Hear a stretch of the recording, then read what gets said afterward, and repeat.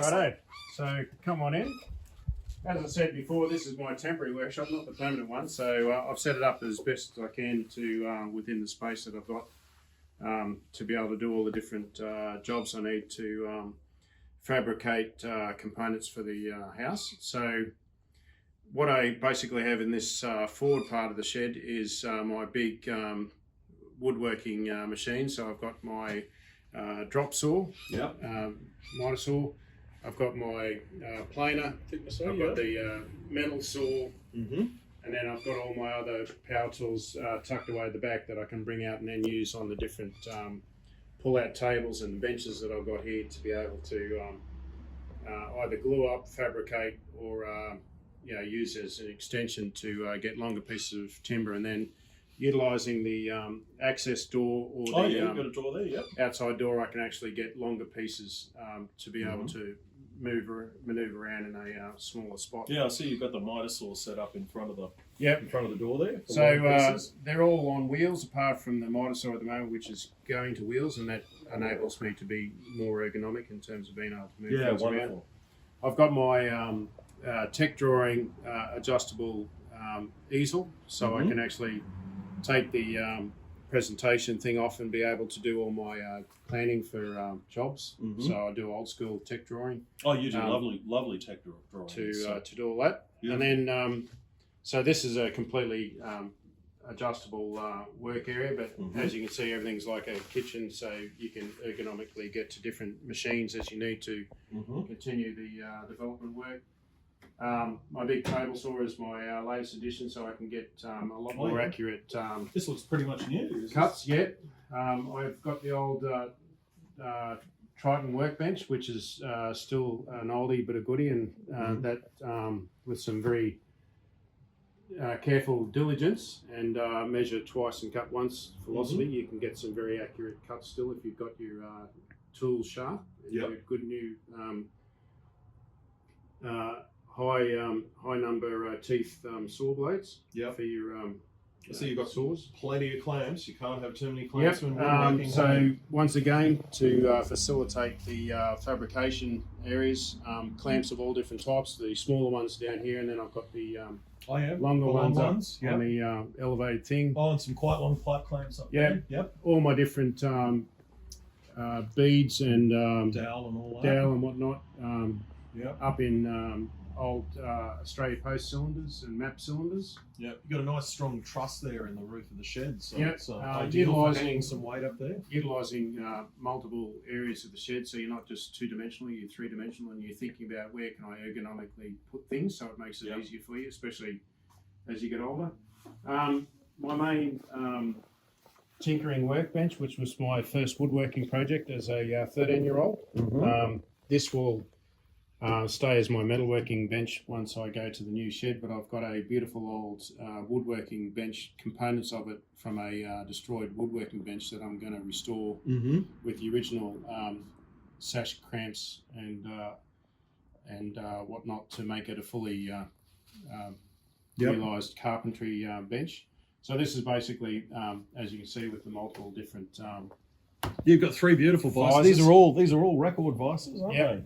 And I see you've got these jaws look quite new in this one. Soft jaws. This is cutting board, isn't it? Yep. So just a normal nylon chopping board. Cut down to create a soft face. Your soft removable grips for any delicate surfaces, and then you've got obviously you can use the hard grips, or once again using some good quality rubber. Put them in there for a soft grip version. Lovely. No, they're three. Really my main grinding wheel. So what have you got set up on there on the grinding wheel? Just grinding wheels, or do you? Yeah, so medium and fine grinding wheel. Around the bench, I've got all my different types of fabricating hammers, both for woodworking and metalworking, for light stuff.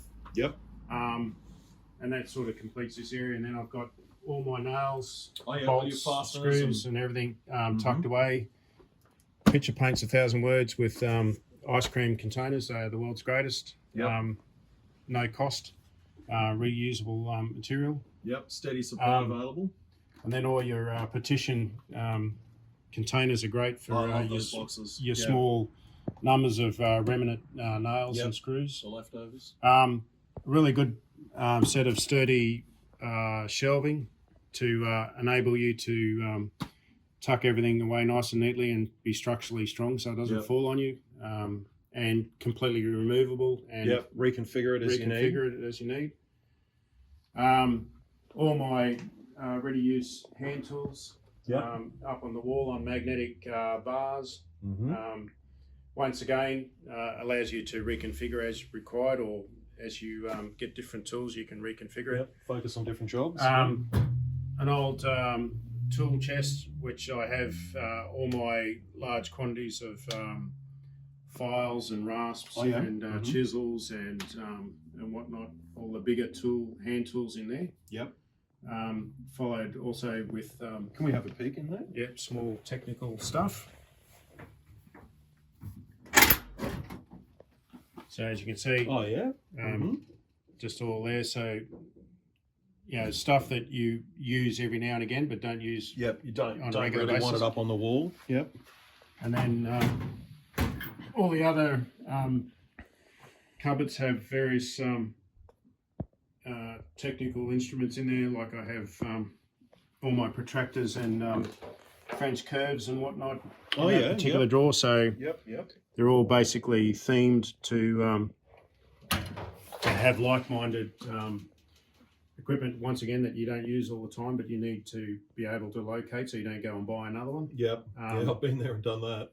And then the less common used things like my big nailer, framer, and things like that come over here, and then other oversized storage for large bolts and whatnot, using the old Bunnings things which I got from a mate. Got my this is my key to my future carpentry is my Lee dovetail jig set, which I got years ago, which allows you to do precision dovetails and finger joints to bring back that beautiful finish that you get from a dovetail fixture. And then anything that goes on the outside is all lift off. So like with my ideas whiteboard, it can be lifted off to get things from behind it if you need it. But the stuff that's behind it is stuff that I don't use very often. So that's the best place in terms of ergonomically to be able to use it.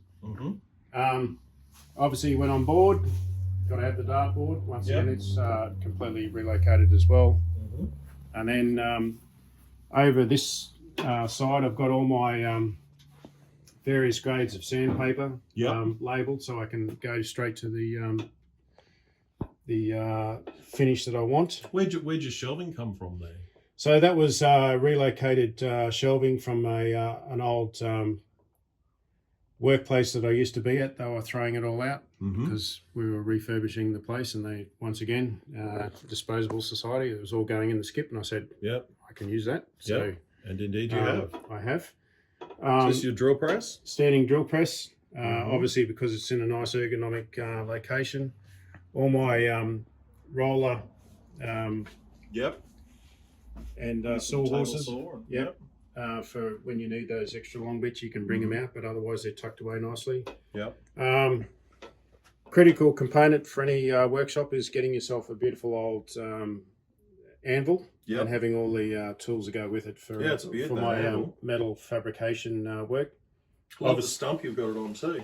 The thing that I'm still looking for is all the various mandrels that go with it, so that I can actually do some advanced fabricating, boiler making stuff with sheet metal and things like that. Allied with that is obviously my finishing wheel and wire wheel.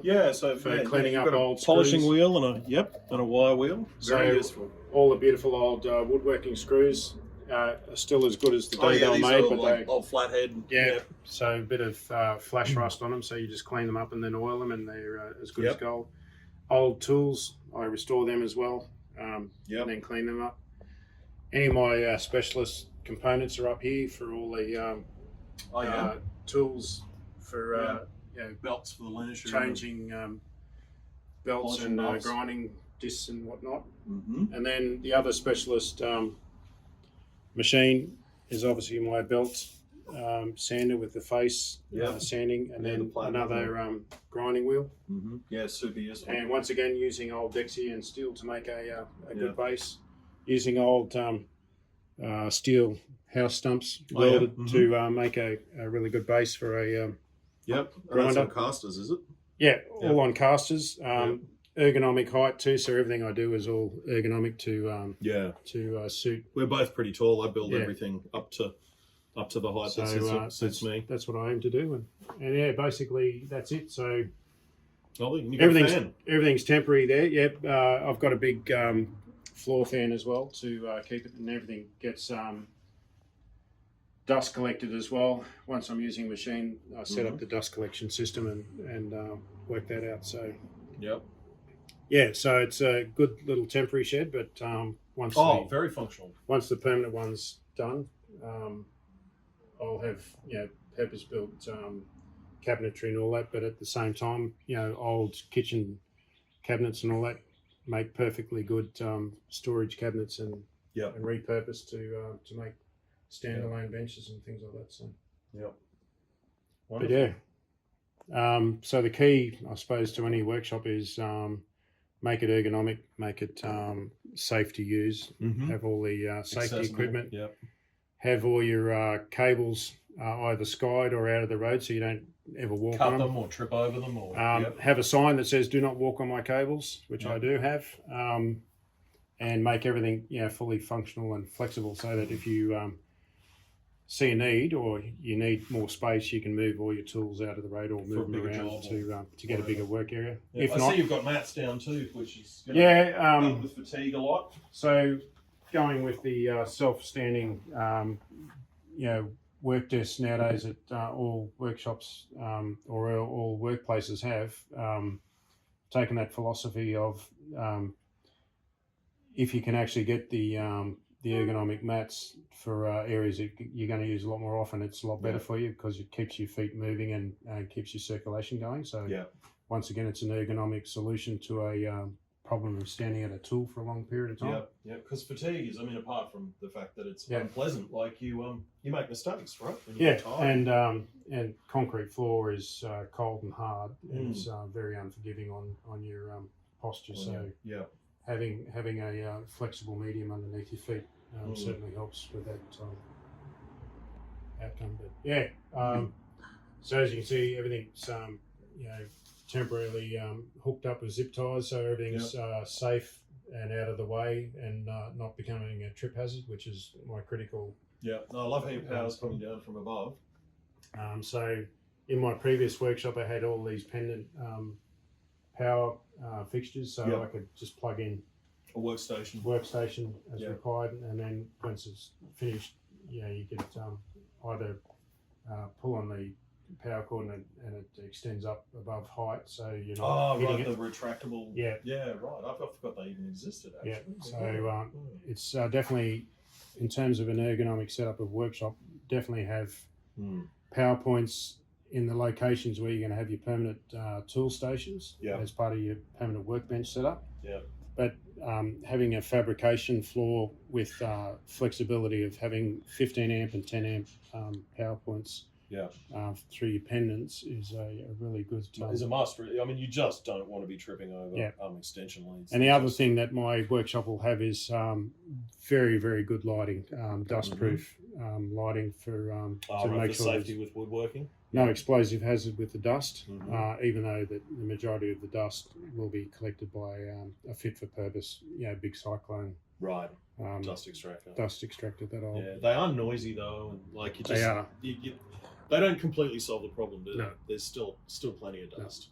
No. But I'll certainly have the new workshop insulated and soundproofed, and like you've done with yours, have it fully ergonomic, fully soundproofed, dustproof, great lighting, good ventilation, and safety paramount in terms of everything in location, having good emergency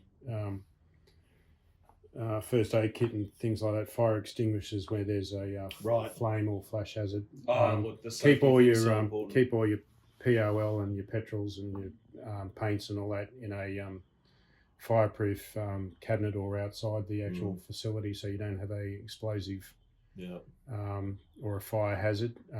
Or your rags that you use with terps or whatever. Yeah, well, linseed oil rags can spontaneously combust, can't they? All that's a big risk, so that all goes outside in an aired environment. Yeah. No, the safety thing's really good. I often have the thought that, if you're by yourself at 2 a.m. doing something, or there's no one else around, you just don't want to remove a finger or open an artery, or when there's no one around to help. So, ounce of prevention. And the new workshop will have a dedicated welding corner as well. So I've got a welding screen and have all my. So you got your welder down there. So I can do all that fabrication, and the other thing, it'll have a movable trolley, so I can move it outside and weld. Right. Outside for all the outdoor work that I have to do. Yeah. For building gates. Gets rid of fumes, fence and stuff. Yeah.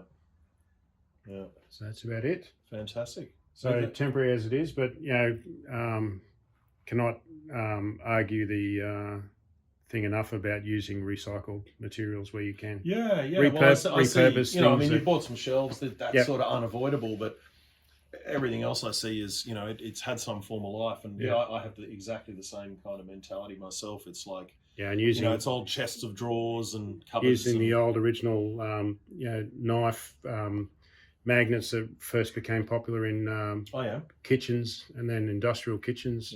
Pegboard's very traditional. Pegboards, they allow a bit of flexibility, but the magnets. Magnets are great. Yeah, are great. So they just you just have to think about your setup and how you how you want to do things, what tools you need on a regular basis. Yeah, no, it's always fascinating to see how another person lays out their workshop, because everybody does it a little bit differently. Everybody's got a different approach to what they have to hand, and so I try and make it as easy and simple as possible to keep clean and just keep all the trip hazards away, because I'm not getting any younger, and you know what I've been like recently with trying to kill yourself, trying to impale myself with the trailer on my leg and things like that. So. I see you've got plenty of bench space too, which is also, which I suppose you have the same problem, but it's sort of the crap multiplies to invade every single bench space. Yeah, there's very quickly. There's the one corner over in the far corner there where all the work in progress, all going to be happening works. They're sitting there for a cold, windy night, restoring chest pieces for outdoor. Gotcha. Well, this is something I wanted to ask you about. Actually, is what have we got on the bench? What's in flight at the moment as a job? So over in the main fabrication shed is restoring all the windows and doors that are going into the new bathroom and the back extension. We should go and have a look at those. Yeah, we should. Yeah. But the outdoor chest set, which is like a resin plaster, that was very poorly formed. They've started cracking. The black side of the set was poorly manufactured, so I'm restoring those with log and filler and things like that. Bringing them back to so we can play outdoor chess again. But that's basically what I'm focused on at the moment, is all the windows and doors needed for the renovations, and the actual bathroom vanity is up there as well. That's in pieces, ready to be put together and finished off. So that's probably the next big fabrication project that's happening. So we'll go and have a look at that in just a sec. But just before we leave here, is there anything you want to? I know you've got a bit of secret sauce you're willing to share, or is there something you find incredibly useful that you don't often see done? Is there anything that springs to mind like that? Probably the best thing is, one man's junk is another man's treasure. When you see something out on the verge, have a think about what you can use it for, because if someone else can recycle it, then that's going to help the environment and all that. Mm. But I think the biggest thing for me is having the capacity to, because I've collected years and years of nuts and bolts and screws and things like that, having really easy access, clearly labelled. Right.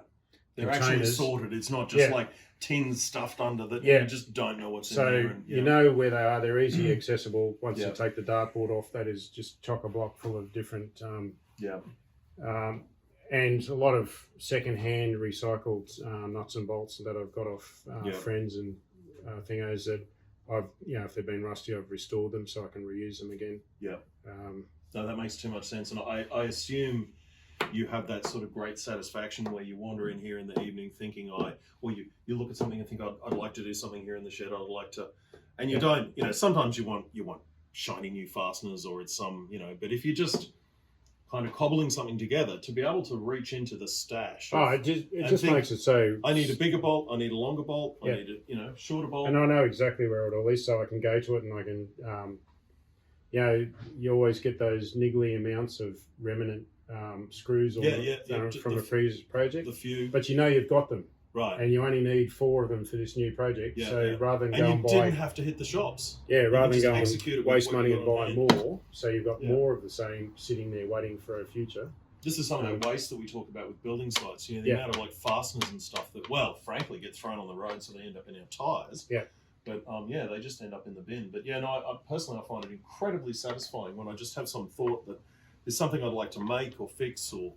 I want to put a shelf up in the shed or something, and it's like you just pull out the supplies you have and execute. The other thing is think three-dimensional and vertical, horizontal and from the roof surfaces so that you maximise the full capacity of the workplace that you've been blessed with. So that makes a lot of sense. And if you don't have a big workplace, put everything on wheels so you can move it in and out and have reconfigure as you need to. Have a safe area that you can move around and not be cramped up by a tool that jams a piece of timber and flicks it back at you from because you're in an awkward angle and you're reaching over a blade and and the final thing is always use push sticks for every single bit of machinery that has a blade or a or use gloves for all your grinders, chain glove or whatever, and make sure you have your. Well, that's interesting. I think opinion is divided on. When I was doing a welding course recently at TAFE, I noticed they had a big sign up on the grinder: no gloves when using the grinder. Like I think, as I say, you can get pulled in. I think is the concern. Yeah. So, but I mean. I've done it both ways. And don't wear jewellery in your workshop either because you I did actually. Yeah, I did. I finally took my wedding ring off, which I'd sort of rather not do, to be honest. It's sentimental, But just reminds us that we're oppressed, mate. Well, the thing is, it's just that easy to get up on a step ladder and have your finger catch on something. And ripped off. You don't even need a machine. It's too easy to do. Or you put your hand in some confined space in an engine bay. The other thing I do with grinders is I use gloves mainly for the heat, but I don't have the gloves very close to the blade. I always use a pair of pliers, and I usually use my old locking pliers or whatever. My old solid steel pliers for the grinders, so I don't damage the rubber handles on the because of the heat. And for the heat, and what that enables you to do for any small objects, like when I'm restoring screws or things like that, you can hold it safely. And wear eye protection too, because always wear you're a long time blind. I totally agree. And I see you've got a little dish here for some water when you need to cool things off. Yeah. So that's just an old bird cage. Water holder. So just think outside the box, and if something can be used for something else, I'm not going to check that out. You're not allowed to do it. You can do whatever you like as long as you can use it. Yeah, exactly. I believe the danger with these is talking to an old rally of mine, old fitter and turner. Yeah, he was saying that I'd never really stopped and thought about this actually, but you've probably known this for years. I hadn't even, when I was setting up some new bench grinders in my new workshop a couple of years ago, I learned that you're supposed to ring your grinding wheels. So you put them on a bit of dowel or whatever and tap them, and if they ring, then they're good. Yeah. But if they clunk, then they've got a crack in them.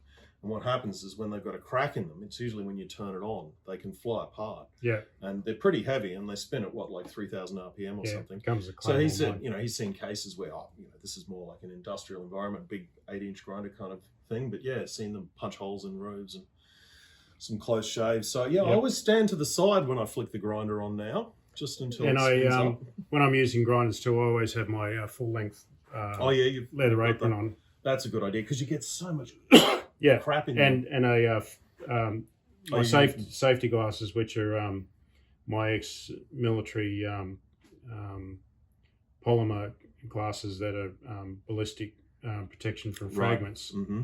But I also have my you wear a face shield as well. Clear face shield as well, so you've got the double protection. Right. No, well, you really take care then.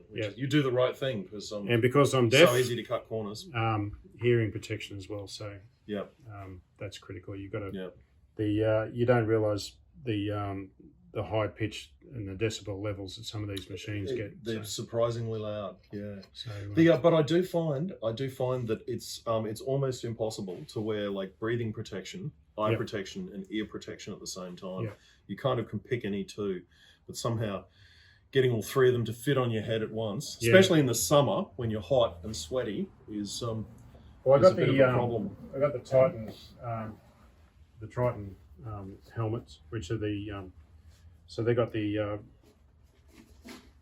powered filter in them, so they're actually really excellent. I really need to get this. Fully enclosed with your hearing protection. That is the solution. Thing. Yeah. And so it's got like the little belt. Yeah. Positive air pressure. So that actually does help a lot, but you've got to once again keep charging the batteries and. Well, also I have a beard, right? So that the face mask, it's not. You don't get as good a seal. So generally, what I do is I wear this without the actual power unit on it. Oh yeah. To seal away all the coarse dust. Right. And then you can actually wear a filtered mask on the inside, but once again, it becomes a pain in the ass and an ergonomic problem too with the because these are built in. Right. Anything that has to interface with it, has to be sort of very carefully engineered to make sure it all fits together. Otherwise, it just gets irritating, and then you're not concentrating on your work, and that's when accidents happen. And when it gets irritating, you just rip it off, right? Yeah. And but it is very easy, I guess, too, that you you may be more disciplined than me, but it's so easy to just think, it's just like 2 bolts, Yeah. I'm not going to bother to actually, but yeah. No, I've had too many close shaves before where I've just paid it off and had a close encounter of the third kind. Something get fired across the room and past your head, and that's when you go, you're an idiot. Yeah. Stop being a bloke. Actually, do the right thing. Spend a couple of minutes getting yourself protected. Yeah. These polishing buffs, I guess you've had the same experience as me, but luckily the way you use them, they tend to fire things away from you, but they can really catch and throw work. But these also have the ability to, because they're a left-handed thread, when you start the engine up, it can actually start in a reverse. So it can actually spin reverse. Spin itself off. Yeah. Spin itself off. So they are at least soft. You can't really put a guard on these, so you have to be very careful with what you're doing. In fact, the guard would make it more dangerous for a polishing buff. Yeah. But I see you have a guard for your wire one. Always be careful of the you don't get dragged in and all that. So that's why I like to have this manoeuvred, so I can manoeuvre it around and actually get on room to actually stand. This side of the thing, and then this side. So I'm working that, and then these things are pretty easy. You've got to watch out reaching over and around. And I did have a proper shield made for this. Oh, really? But it became problematic in terms of being able to change the belts and things like that. Right. Because you've got to undo the. Yeah, mine has a bit of a shield. But yeah, when it comes to the table saw too, I see you've got these fellas on. But I do find that I just in the nature of the job, I find I have them off more often. I mean, I would never use it without the riving knife. That would be insanity. But I just got the different push sticks because this is a plastic one that comes with it, but I have all these old coat hangers that are perfectly curved in terms of the wooden ones. curve, Oh, that's a good idea. to create a little bird's mouth in it and be able to push your different size. Or have also have fingerboards. So like a I know the kind. And that actually applies sufficient tension so it doesn't kick out. And then create a deviation in your cut. So that's always. I have what are they called? There's a micro jig, I think it is. But you know the yellow ones. I've found them to be excellent. They won't do everything, but I feel they're safer than the push stick. And from my brother, who's a butcher, he gave me the solution of getting the stainless steel gauntlet for the bandsaw when I finally get it. But it's also good for the power saws in that stainless steel, high grade stainless steel. It'll actually protect your fingers from getting a nasty bruise instead of a cut. It flicks you off. So the old workshop which I'm using as my fabrication area and restoration area of all the big bits. So what I'm currently working on here is two of the windows that are going back into the new bathroom. So there was damage to the stiles and the mullions.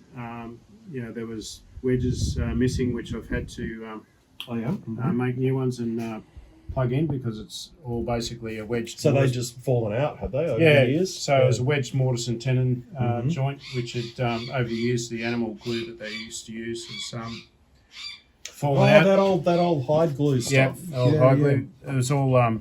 Which I think methane dissolves it, in fact, doesn't it? All the old mortise and tenon joints were all pinned, so they used a square peg with a rounded cone end of it, so you could drive it in, but the square would actually work like a normal coach bolt head. You've got the round head on the outside, but so it won't turn. So they've all So some of them got to be replaced. So you're going to is that still serviceable? Or are you going to replace that bit of timber? So that has to be, as you can see, water damage. It's wrong. So what I will do there is I'll actually cut this side of it out and plane it all back. And then put a new piece in there and tie it all back in. With so will you keep some of the damaged material and like fill that with some epoxy or something like that? I will harden that with wood hardener. Fill it to get it to a flat plane level with the actual tenon. And then I'll put a new bit on the top piece. And then plane it back to. But just replace the smallest amount that you need, not the whole side piece. And I'll use like for like timber for that. So it's just irritating things like that take a lot of time. But as you can see, when you bring the actual timber back to its original finish, you can see this one's red cedar. With a bit of eucalypt. This is probably ash. Or carry pine. That one. So they use different materials, but as long as you use like for like. So will you ultimately paint these or stain them? Yeah, these will be painted again. So they're sort of not concourse standard to paint again because of the amount of damage caused by the water. But if you're painting them, then you can just fill it, right? But if you did stain it, once again, as I said before, it'll show its history and it'll show that it's been damaged and restored and being reused as its original purpose as a window. But well, it's what it is. Just the history. So what's over there? The other project is the bathroom vanity. So this was originally a kitchen dresser, just a standard kitchen dresser with the plate rack on top. So I just pulled that apart and re-engineered it to instead of having just two drawers, it's now got a big central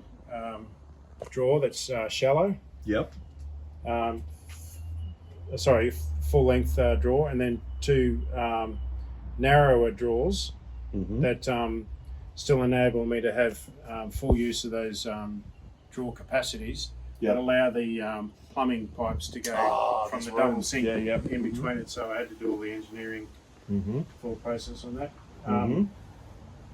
Then also matching up the corresponding holes for the pipes through the actual two shelves underneath to maximise the amount of shelf space you've still got, and having those hidden by a beautiful little wooden shroud. Oh, lovely. That goes over the top, but it still allows you to access it in case you need to do it. Get in there if you have to. And then to make it fully flexible, have its adjustable legs, but still have it so that you can move it around and have your cut-off taps and all that. So if you need to replace one of the flexi braided hoses or whatever, you can do that without having to go out the front. Which have a finite lifetime, those hoses, unfortunately. Yeah. They're standard everywhere now versus just, soldered copper plumbing, but they can fail. But what this does is it gives me plenty of space in the open, fresh air to get plenty of good circulation. Lovely work environment. I have the ability to put power over here through extension cords, so I've got really good floodlights that go in here to give me really good. And you get to keep, you don't have dust building up on everything in the. But I've got another bespoke kitchen shelving cupboard to do for our kitchen scullery to finish that off. And these are all the beautiful windows that are period correct, which we got from another house that was putting aluminium windows in, would you believe? So this will be going into our back veranda to match the existing ones over there. It's lovely glass. Yeah. So I've got all the period correct replacement old glass. Oh right. So you're able to source. Yep.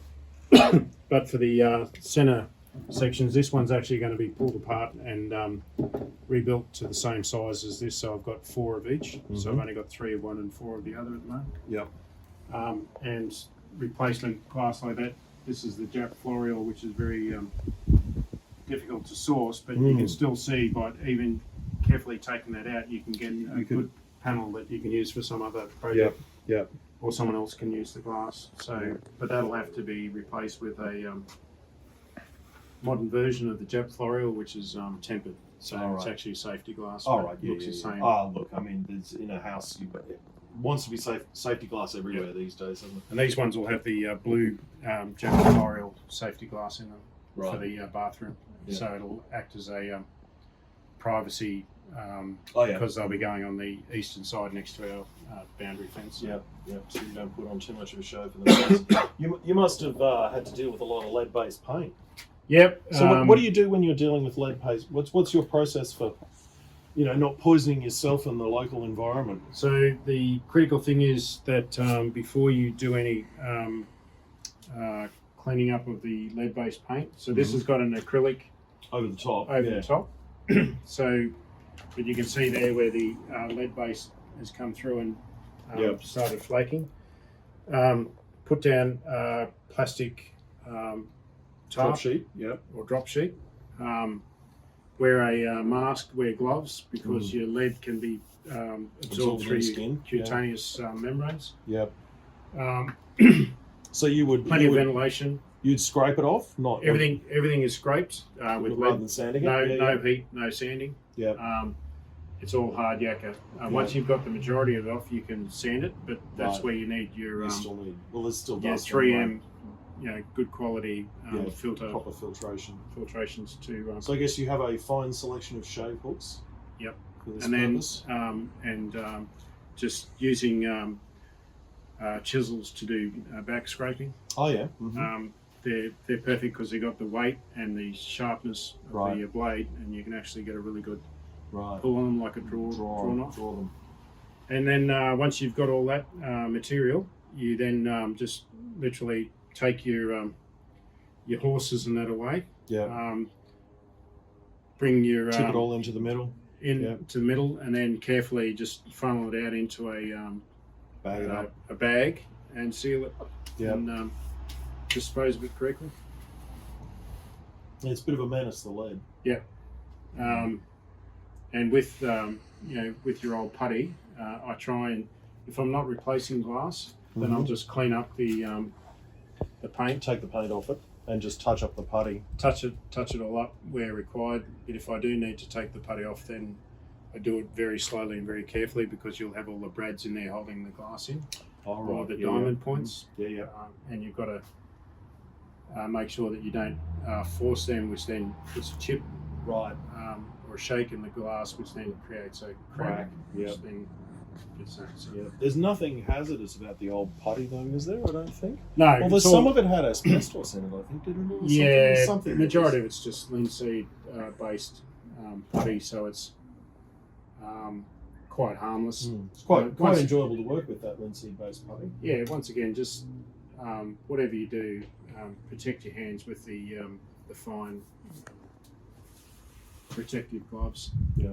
Just to stop anything from getting absorbed through the skin. So, well, thank you very much. Very interesting. If you've made it this far, then we hope this is because you've been enjoying our content. So if you're not reading, watching, or listening to this on Substack, then we'd like you to visit us there and, of course, subscribe. We're at craftyeccentrics.substack.com. Substack is where we provide the full range of our content, both free and also some just for paying subscribers. It's where we hope to build a community of interest around craft. And subscribing there can really help us keep producing more content. Otherwise, just liking, subscribing, and sending our content on to others you think would be interested on whatever platform you're on is something we'd really appreciate.